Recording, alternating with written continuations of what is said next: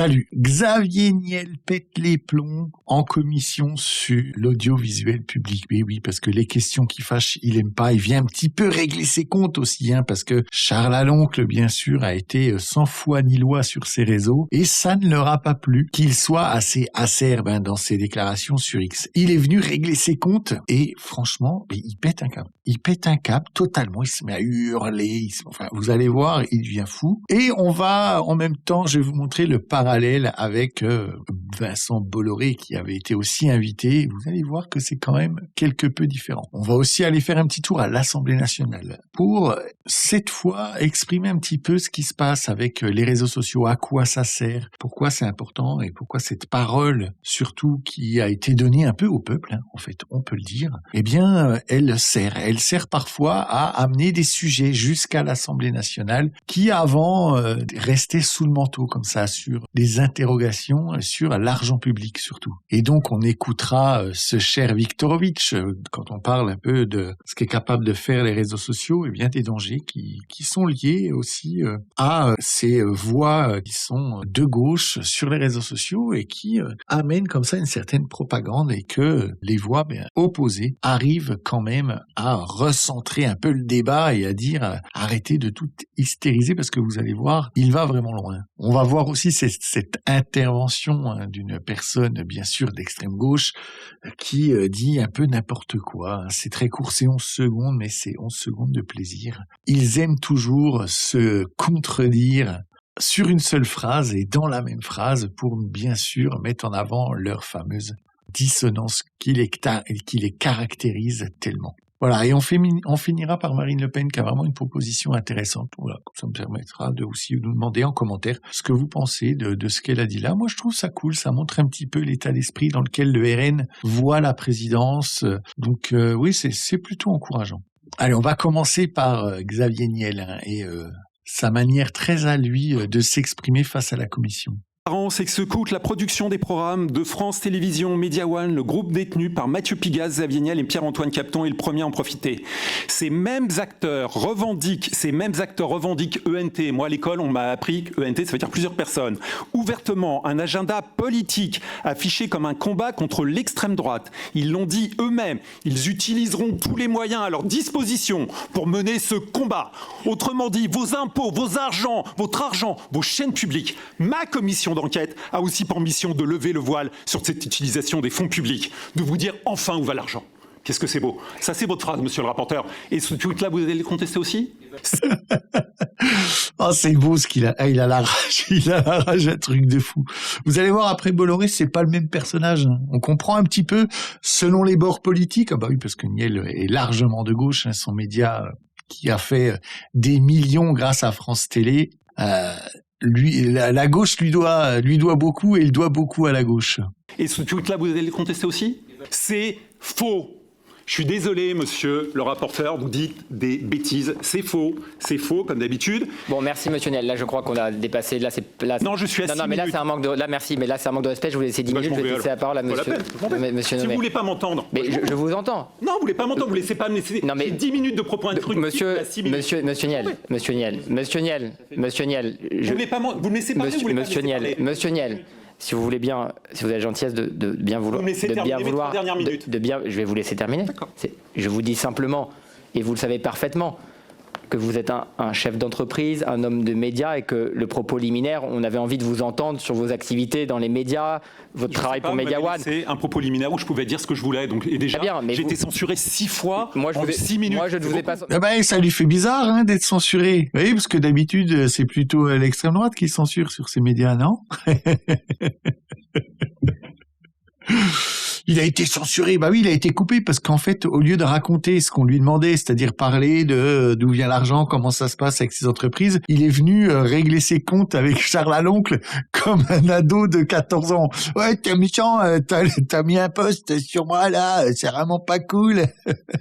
Ah, ce qu'il rage, franchement, il rage. Non mais hystérique, quoi. Le passage, là, où il tend le doigt, là, ici, mais... Ils l'ont dit eux-mêmes, ils utiliseront tous les moyens à leur disposition pour mener ce combat. Autrement dit, vos impôts, votre argent, vos chaînes publiques. Là, il est en train de lire le tweet sur X de Charles Aloncle. Et il s'enflamme. Il pense vraiment que quand Charles Aloncle, il écrit son post sur X, il est là, comme ça, en train de faire... Aïe, aïe, aïe, aïe, aïe. Ce grand cinéma, là, qu'ils nous font. Allez, maintenant, on va rebelorer la différence. Oui, vous allez voir, il y a une petite différence. Voilà, je pense qu'il faut laisser passer. Je vous ai dit, je crois que je fais partie des paratonnerres qui servent pour le groupe. Je suis pas sûr que ça leur serve à eux vraiment. Mais en tout cas, moi, en ce qui me concerne, je suis démocrate chrétien. Je l'ai affirmé sous serment déjà, je crois que c'est la 4e fois que je suis reçu dans des commissions.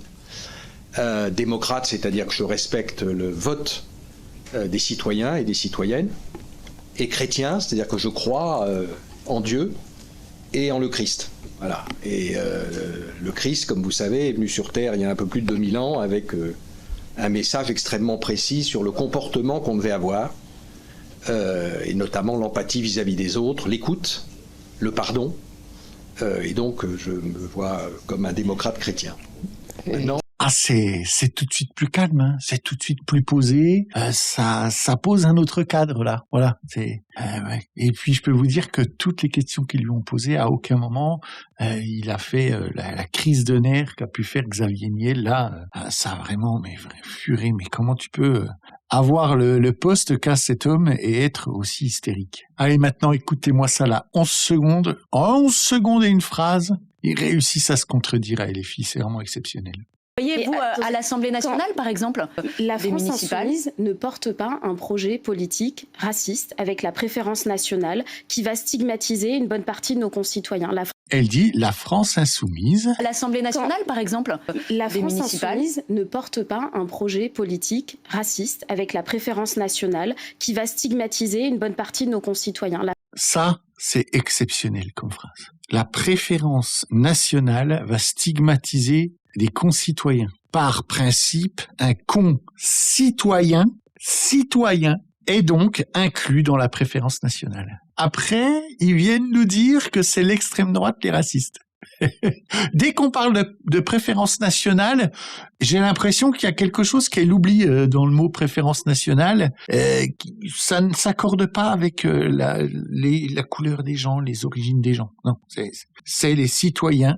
Voilà. Mais bon, ça, eux, vu qu'ils ne voient que toute leur action politique que par la petite lorgnette de l'immigration, puis ils ont toujours l'impression que dès qu'on parle de préférence nationale, bien sûr, il y aurait quelque chose d'autre que les citoyens français, on les mettra en avant. Voilà. J'ai l'impression qu'elle, il y a certains citoyens français, c'est pas vraiment des citoyens français pour elle. Parce que c'est vraiment très clairement ce qu'elle sous-entend. Aïe, aïe, aïe, aïe, aïe. C'est beau. Toute cette contradiction-là, c'est du caviar. Allez, maintenant, je vais vous laisser un petit coup l'extrait, là, le début, parce que le début suffit, de cette intervention à l'Assemblée nationale pour parler d'un sujet qui est, pour le coup, rarement, même jamais abordé. Depuis la création du CNC en 1946, une question perdure. Qui distribue les aides aux créateurs et sur la base de quels critères? Alors pour y répondre, ce week-end, une streameuse, une influenceuse nouvellement nommée jury du CNC Talent nous a apporté des éléments. Il explique avec une légèreté assez déconcertante, puisque de toute façon il ne s'agit que de 800 millions d'euros que l'on utilise chaque année pour financer le CNC, qu'il n'hésite en réalité pas de réels critères d'attribution des aides, et la concernant en tout cas, son seul critère est le suivant, ouvrez les guillemets, si t'es d'extrême droite, pas de thunes, si t'es mon pote, alors je sauce le projet. Quelle indignation de parler comme tel de l'argent des Français.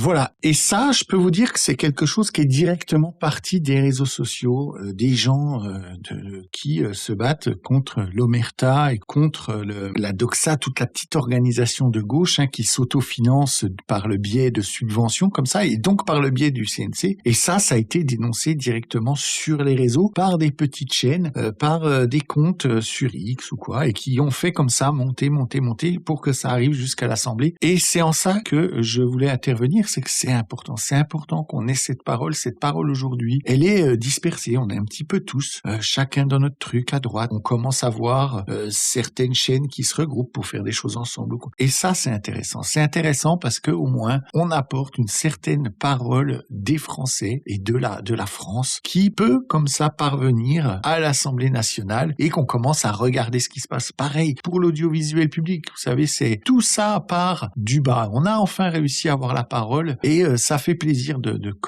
d'amener l'expression française, ses désirs et ses inquiétudes dans le centre du débat politique français qu'est l'Assemblée nationale. Et c'est aussi important qu'on soit sur les réseaux, tous les influenceurs de droite. Et c'est pour ça que votre soutien est vraiment très important et vraiment quelque chose qui participe au changement, qui participe à l'évolution, à l'avancée, de faire connaître ce que veulent les Français profondément, ceux à qui on n'a jamais voulu donner la parole. Parce que avant qu'il y ait cette parole de droite qui se démocratise, c'était ça qu'on entendait partout, que ce soit sur des chaînes plus grand public ou des petites chaînes ou des petits médias jusqu'aux réseaux sociaux. C'était ce genre de phrase. De ces classifications, moi, à titre personnel, je vous l'ai déjà dit, je considère qu'aujourd'hui, les Républicains sont un parti d'extrême droite.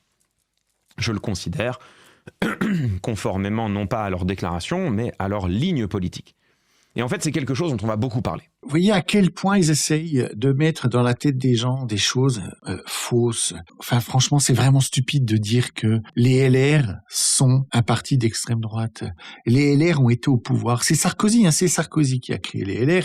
C'est la suite un peu du RPR, en fait. Eh bien, les LR sont tout sauf un parti d'extrême droite. Mais tout sauf un parti d'extrême droite. Quand on voit ce qu'a fait Sarkozy, quand on voit ce que votent les LR, ils votent toujours avec Macron, donc avec le PS. Donc, oui, aujourd'hui, les LR prennent en main certains sujets. Pourquoi ? Parce que le RN prend de la place, ils voient qu'il y a des votes à prendre, à récupérer surtout, et donc du coup, ils essayent de faire croire, comme Retailleau l'a fait, comme s'ils allaient être les grands pontes de la sécurité. Ils nous refont du Sarkozy, du Karcher, tout ça, mais on sait ce que ça donne. C'est ouverture des frontières, Europe et compagnie. Ce sont des gens de gauche, 100%. Sarkozy n'a jamais diminué la part des taxes en France, la part du PIB qui est donné au fonctionnement de l'État. Jamais il n'a touché à ça. Donc, c'est quelqu'un de gauche, en fait. Même si ça paraît bizarre, vu comme ça, dit comme ça, je sais que c'est étrange de dire ça, mais oui, on n'a pas encore vu un homme d'État en France arriver et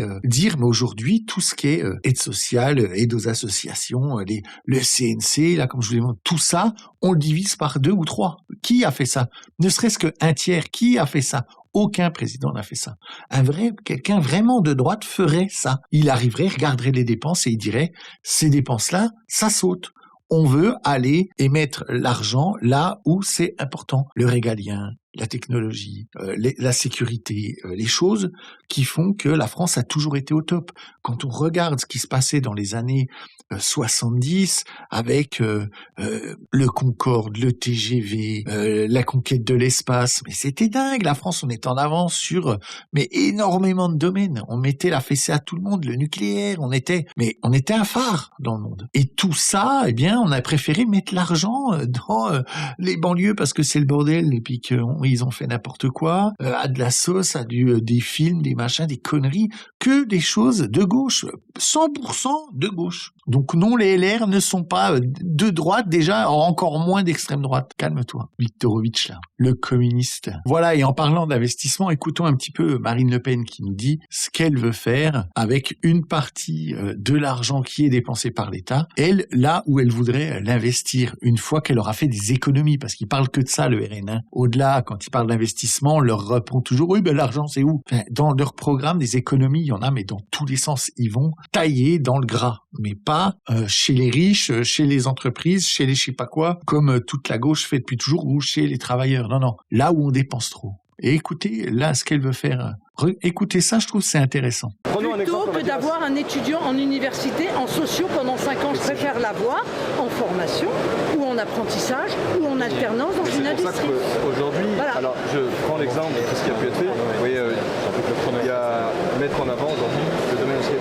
Concrètement, vous avez pas vraiment répondu parce que ce que vous avez essayé. Moi, c'est-à-dire concrètement, comment on attire les jeunes. Concrètement, j'attire les entreprises et les industries pour qu'ils prennent des alternants et des apprentis. C'est très concret, ça. Comment Je vous l'ai dit, je prends ce que coûte un étudiant en université.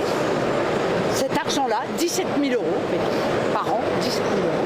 Je prends la moitié, je le donne à l'entreprise qui va former et l'autre moitié en indemnisation. Vous allez faire ça fait une sorte de va-et-vient, Pas du tout, non, ça se traduit par une rémunération qui augmente. Non mais Lazare, non mais ça se comprend. Non mais ça se comprend par une rémunération qui augmente. C'est une manière d'imager les choix budgétaires qu'on fait. Et comment ça se finance tout ça? Comment derrière, est-ce que vous derrière, parce que, encore une fois, une partie des gens qui sont aujourd'hui à l'université pour faire des études à rallonge choisiront l'industrie. Elle le dit, ce qu'elle veut, c'est développer les métiers dont la France a besoin, parce que ça, c'est vraiment un truc de gauchiste, vous savez, de faire croire à tout le monde la fameuse phrase qui est que faites le métier de vos rêves et vous aurez l'impression de jamais aller travailler. Vous voyez, ce genre de choses là qu'on entend beaucoup là, cette philosophie du je dois être pleinement heureux dans mon boulot. Alors ça, je le comprends tout à fait. Je comprends, c'est normal de vouloir être heureux. Mais avant, pourquoi ça n'existait pas? Pourquoi ça n'existait pas en fait dans les années 80, début 90? Pourquoi cette mentalité n'existait pas? Parce que les gens, quand ils rentraient dans une entreprise, déjà ils y restaient. Pourquoi? Parce que ils gagnaient de plus en plus d'argent, l'entreprise les faisait monter en grade et on rentrait en bas de l'échelle et on finissait directeur ou responsable. Voilà, on prenait des gens qui avaient gagné en compétences et on faisait en sorte que ces compétences servent aux jeunes qui arrivaient dans l'entreprise. Voilà, et c'était comme ça que ça tournait. Donc elle veut revenir à ça en fait. Elle veut revenir à des jeunes que l'on forme dans des choses intéressantes, avec un avenir dans ces métiers, avec une évolution dans ces métiers. Et en fait, même quand on fait un métier qui n'est pas une grande passion, parce qu'il y a des gens, ils n'ont pas vraiment de passion, ils s'en foutent en fait. Ils veulent aller bosser, ils sont contents d'aller bosser. Et ce qu'ils attendent quand ils vont bosser, c'est un environnement sain, dans un cadre dans lequel ils peuvent sentir une évolution, un gain financier. Enfin voilà, la plupart des gens, ils ont besoin que de ça en fait. Et c'est à ça que le RN veut revenir, à des choses simples, parce que la plupart des gens sont comme ça. Le grand blabla parce que lui, j'ai l'impression qu'il sous-entend qu'en gros, c'est comment elle va les faire aller dans ces filières-là. Elle va les faire aller dans ces filières-là parce que déjà, il y aura un boulot à la sortie. En fait. Et je pense qu'à un moment donné, de toute façon, de gré ou de force, les gens n'auront pas le choix. Ils seront obligés d'aller dans des secteurs où ça embauche, et pas dans le secteur qu'ils ont choisi parce qu'ils ont une passion pour la peinture de je sais pas quoi. Enfin, voyez. Et encore une fois, j'ai rien contre tout ça. Et je sais qu'il y a des gens qui réussiront par leur travail. Et d'ailleurs, c'est là, on voit que mettre en avant le travail, c'est important parce que les gens qui décident de vraiment faire quelque chose qui n'est pas forcément quelque chose de reconnu comme un besoin de la société, eh bien, le valoriser, c'est très difficile et ça demande beaucoup de travail, beaucoup d'investissement. Et c'est là, encore une fois, on revient à la valeur travail. C'est d'accord, on peut faire le choix de ne pas aller dans quelque chose qui est demandé, attendu, conventionnel parce qu'on en a besoin, mais ça va demander beaucoup de travail et de l'intelligence, de l'adaptation, voilà, tout ce qui fait que certaines personnes arrivent à réussir en dehors des clous, on va dire. Dites-moi un petit peu en commentaire ce que vous pensez de ce qu'a dit Marine Le Pen là par exemple, ou d'autres choses qui vous ont intéressé dans la vidéo. N'oubliez pas de vous abonner, de mettre la petite cloche et bien sûr partager, liker. Merci à tous, c'est vraiment très important. Ces petits gestes qui peuvent vous prendre quelques secondes, pour moi, c'est énormément de soutien. Merci à tous, je vous dis à tout bientôt. Des becs.